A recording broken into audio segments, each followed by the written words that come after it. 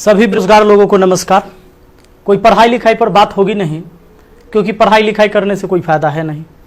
पढ़ाई लिखाई करा के ही क्या करेंगे जब आपको रोजी रोटी हो ही नहीं सकता आपके पढ़ाई लिखाई से। समस्या इस बात की है हमारे देश में कि मोदी जी केवल अपने मन की बात करते हैं, कभी इस जनता के भी मन की बात सुन लिया कीजिए। बहुत बार मन की बात हम लोग सुन चुके हैं, परेशान हो गए हैं। भैया बेरोजगारी इतनी बड़ी हो गई है, इतनी बड़ी हो गई, इतनी ज्यादा बेरोजगारी हो गई है कि जरा सोच के देखिए कि एक पढ़ा लिखा व्यक्ति जो ग्रुप डी के लिए, जो कि बीएससी कर चुका है, बीए कर चुका है, एमए कर चुका है, पीएचडी कर चुका है, ग्रुप डी के लिए फॉर्म भरता है और 2.5 करोड़ विद्यार्थी फॉर्म भरता है। भैया सोचने वाली बात है। मोदी जी 2.5 करोड़ जनसंख्या युवाओं का कम नहीं होता है। 2.5 करोड़ है तो उसके माँ बाप भी जोड़ लीजिए, भाई बहन जोड़ लीजिए, और वो युवा है तो उस पर उसके परिवार का निगाह टिका हुआ है, उससे एक आस जुड़ा हुआ है उस परिवार का। प्लीज आपसे हाथ जोड़कर विनती है हमारी। अब कहिएगा कि आप पगला काहे गया है, लोग कहेंगे कुछ नेता लोग, देखो हमारा कोई पार्टी या पॉलिटिक्स से कोई मतलब नहीं है। जैसा बीजेपी वैसा ही कांग्रेस, वैसा ही आरजेडी, वैसा ही जदयू, सबका हाल वही है। अगर कांग्रेस का हाल बेकार नहीं होता तो बीजेपी नहीं आता, और आरजेडी का बुरा हाल नहीं होता तो जदयू नहीं आता। सबका यही समस्या है। मुझे किसी पार्टी से मतलब नहीं है, लेकिन मुझे अपने आदरणीय प्रधानमंत्री नरेंद्र मोदी जी से मतलब है। ये छात्र ने आपको बनाया है, ये छात्र ने आपको जिताया है, और केवल आपको अपने मन की बात करने के लिए प्रधानमंत्री नहीं बनाया था। कहेंगे कि तुम्हारा क्या जाता है भैया, तो आपको पता है जब आप देश के खातिर अगर कोई भी चीज युवाओं से आप कहते हैं कि भाई योगदान करो, अभी कोरोना वायरस के समय सब लोगों ने आपका योगदान किया, मैंने भी किया, 1 लाख रुपए डोनेट किया था। मेरा अधिकार बनता है कि मैं आपसे सवाल पूछूं। मीडिया वाले आपसे नहीं पूछेंगे, क्योंकि मीडिया वाले आपके हिसाब से चलते हैं। मीडिया वाले वही चीज दिखाते हैं जो लोगों को देखने में मजा आता है, लेकिन बेरोजगारी पर कोई बात नहीं करेगा। व्यू नहीं होंगे इसलिए बेरोजगारी पर बात नहीं होगा। उसको चर्चा केवल चाहिए कि रिया चक्रवर्ती किसके साथ आज घूम रही है, कल कहां सोई थी, परसों कहां सोएगी। रिया चक्रवर्ती के बारे में ही केवल चर्चा होगा। लोगों को मजा आता है, उस पर व्यू होता है तो वीडियो उसी पर बनता है, उसी पर लोग चर्चा करते हैं, क्योंकि चैनल का टीआरपी बढ़ते रहे। और ये मजबूरी है हमारी कि एडुकेशन चैनल वाले अब पढ़ाई न करवा के ये सब चीजें पर उतर गए हैं। मैं आपको आज बहुत सारी बातें बताने वाला हूं, करने वाला हूं। जो भी लोग हैं जिनको परेशानी हो, क्षमा चाहते हैं। अब परेशानी हुई है तो क्या कर लीजिएगा, हमको इतना ही कर दीजिएगा। कभी गोली मार देगा कोई तो याद रखिएगा, इतिहास जब लिखा जाएगा तो मरने वालों में लिखा जाएगा, भागने वाले और बिकने वालों में नहीं होगा। सीधी सी बात है। अब ये बेरोजगारी की आलम यह है भैया कि अब आपको बता देते हैं, पढ़े लिखे लोग 2.5 करोड़ स्टूडेंट जो रेलवे का फॉर्म भरता है, जिसमें 500 रुपए सरकार लेती है।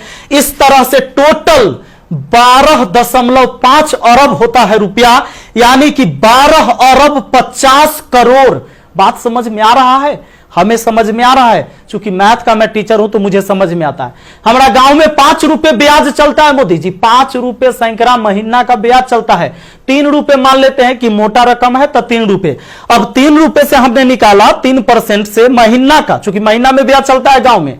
तो इस तरह से 12 महीना में 36% हुआ, 2 साल में 72% हुआ, और ये 12.5 अरब का जो ब्याज हुआ वो 9 अरब हुआ। 2 साल आप लटका दिए रेलवे वाला फॉर्म भरवा के लड़का सबको 500 रुपया लेके। अब आप कहिएगा कि एग्जाम के बाद तो हम पैसा लौटा देते हैं, लेकिन बात यहां यह है कि पैसा तो आप लौटा दीजिएगा, 100 रुपया रख लीजिएगा, 400 लौटा दीजिएगा, लेकिन 2 साल में आपने बिजनेस कर लिया है 9 अरब का। भैया बहुत होता है 9 अरब, कोई साधारण बात नहीं है। अब देख लीजिए, आप कहेंगे कि इतना बकर बकर कर रहे हैं, भाई गरीब आदमी है। जब मेरे अकाउंट में केवल 1,23,000 रुपया था ना, तो 1 लाख रुपए हम पीएम केयर फंड में दिए थे। काहे जानते हैं कि कोरोना से लड़ाई लड़िएगा ना, तो कोरोना से लड़ाई लड़िएगा तो देश हित में ही पैसा जाएगा। इस पैसा से जब वैक्सीन बन के आएगा, या हमारे साइंटिस्ट लोग जब इस पर रिसर्च करेंगे वैक्सीन पर, तो खर्च लगेगा। तो आदमी किसके पास जो औकात था, 1 रुपया, 11 रुपया, 100 रुपया, 50 रुपया, 1 करोड़, 500 करोड़, 1000 करोड़ लोगों ने योगदान दिया, जिनसे जो हो सका।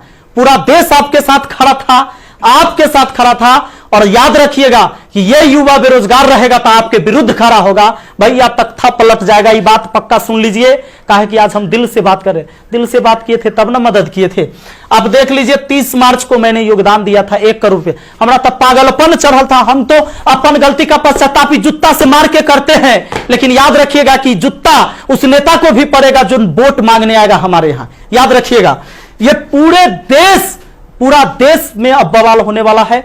अगर सही टाइम से एग्जाम नहीं लीजिएगा, युवाओं को रोजगार नहीं मिलेगा, तब आपके मन की बात नहीं होगी हमेशा, ये जनता के भी मन की बात होनी चाहिए।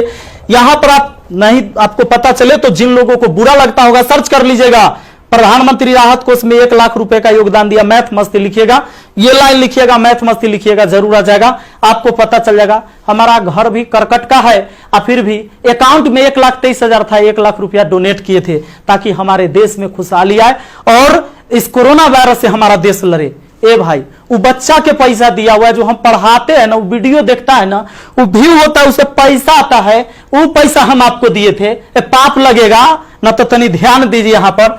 ये देखिए, कहते हैं कथी कि स्थानीय खिलौने बनाकर आत्मनिर्भर भारत बनाइए। खिलौना तो हम बनल है, जैसे मन होता है आप खेल रहे हैं, जो आप कह रहे हैं लोग वही कर रहा है।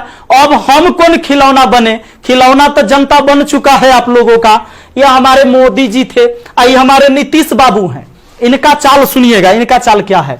अभी जब चुनाव आने वाला है तो बिहार पुलिस के बहाली निकाल देंगे, बिहार पुलिस के बहाली निकाल देंगे तो भारी संख्या में एग्जाम को करवा लेंगे, रिजल्ट नहीं देंगे। अब एग्जाम दे के लड़का फसल है कि अगर नीतीश जी नहीं आते हैं तो फिर आगे रिजल्ट नहीं आएगा, कोई ना कोई बवाल। चूंकि बिहार में कोई एग्जाम जो है ये ना है कि साफ सुथरा से हो। आप देख रहे हैं बिहार एसएससी का एग्जाम कितना साल में हुआ है, आदमी बूढ़ा गया, जवानी में दिया था एग्जाम और रिजल्ट आते थे बूढ़ा जाएगा। अब चूंकि बिहार में एग्जाम ऐसी होता है, तो ये क्या होगा कि रिजल्ट होगा चुनाव के बाद, मजबूरन फिर नीतीश कुमार जी को चुनेंगे, शिक्षक के बहाली आ जाएगा, बिहार पुलिस के बहाली आ जाएगा, सारे बहाली, दरोगा सब के बहाली आएगा। ये कब होगा? चुनाव के टाइम में भैया। तो नीतीश जी का जो ये था, इसमें इन्होंने कहा कि नल जल का रख रखाव करने के लिए बाडो को 2-2 हजार रुपया मिलेगा। हे प्रभु, ये 2-2 हजार कहला दे रहे हैं, नल जल के दशा दिखा दें। 33,000 करोड़, 33,000 करोड़ रुपया आपने बिहार में नल जल पर खर्चा कर दिया। आज आपको असलियत हम दिखाते हैं, इस वीडियो में देखिएगा आप लोग जरूर। इस वीडियो को इतना शेयर करिएगा कि मुख्यमंत्री से लेकर प्रधानमंत्री तक पहुंचना चाहिए, बिल्कुल पहुंचना चाहिए कि हमारे जहां से हम हैं वहां की स्थिति आपको दिखा देते हैं कि नल जल का स्थिति क्या है। बेरोजगारी तो भैया आपने ऐसी पहुंचा दिया है यहां पर कि लोग अब कुछ करने लायक नहीं है। आप अगर आत्मनिर्भर बनाना था, खिलौना बनाना ही था, ये कहेला पढ़वा रहे हैं, शुरू से खिलौने बनवाते।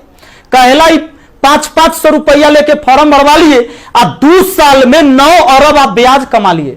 प्रभु क्षमा कीजिए, प्रभु इस पर कोई उपाय कीजिए, वरना आपकी तख्ता पलट जाएगी। और सारे विद्यार्थी, जितने भी छात्र हैं, मैं आप सबसे अपील करता हूं, इस वीडियो को शेयर करिए, जितना ज्यादा शेयर हो। और सारे एजुकेशन चैनल वाले जितने भी, चूंकि आपके मीडिया नहीं दिखाएगा, विद्यार्थी का दर्द कोई नहीं समझ पा रहा है, वो वही चीज दिखाएगा जो सरकार चाहती है। हमारे सारे भाई बंधु जितने भी वाईफाई स्टडी एग्जामपुर है, अभिनव शर्मा है, राकेश यादव सर है, जितने भी लोग हैं जो भी वीडियो बना रहे हैं बहुत अच्छा कर रहे हैं, सभी को हाथ जोड़कर तहे दिल से मैं धन्यवाद देना चाहूंगा। क्योंकि ये विद्यार्थी जो बेरोजगार है ना, उसी के वजह से हमारा रोजगार है, यही बात सच्चाई है। और इसीलिए हम इनके लिए लड़ेंगे, चाहे जो हो जाए। धरना प्रदर्शन होगा, पूरे देश में धरना प्रदर्शन होगा।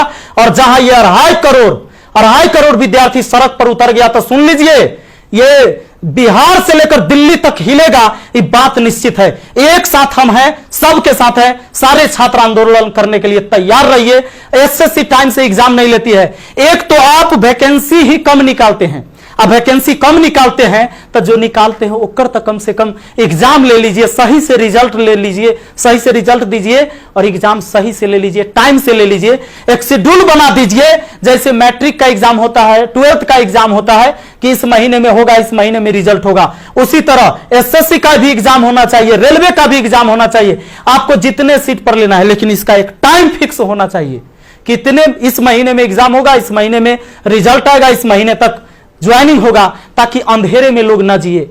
हे प्रभु, ये पाप लगेगा अगर इस युवाओं के साथ गरीब के बच्चा ना जनरल कंपटीशन के तैयारी करता है, आर्मी के तैयारी करता है, गरीब के बच्चा जाता है, कम से कम एकरा साथ इतना अन्याय ना कीजिए। ये पाप का घड़ा भर चुका है, मैंने अपने सर पर जूता मारा है। अगर वोट मांगने मेरे एरिया में आइएगा, हम जूता मारेंगे आप लोग को, ये बात पक्का कह देते हैं। आई वीडियो शेयर होना चाहिए आप सबको इस बात के लिए मैं कहना चाहूंगा कि आप शेयर करिए, इस वीडियो को पहुंचाइए, जहां तक हो सके इसको पहुंचना चाहिए। और हर व्यक्ति आपसे हाथ जोड़कर विनती है कि हल्ला बोल ये नारा लगाइए और सब लोग पहुंचाइए, सब लोग वीडियो बनाइए, जितने भी एजुकेशन से जुड़े हुए हैं, क्योंकि कोई मीडिया वाला आपको दिखाने वाला ये नहीं है। और बस यही बात कहना चाहेंगे और जल्दी आग के तरह इस वीडियो को फैलाइए। और ज्यादा कुछ नहीं बोलेंगे, बेरोजगारी इतना बढ़ गया है कि आप सब कुछ समझ ही रहे हैं।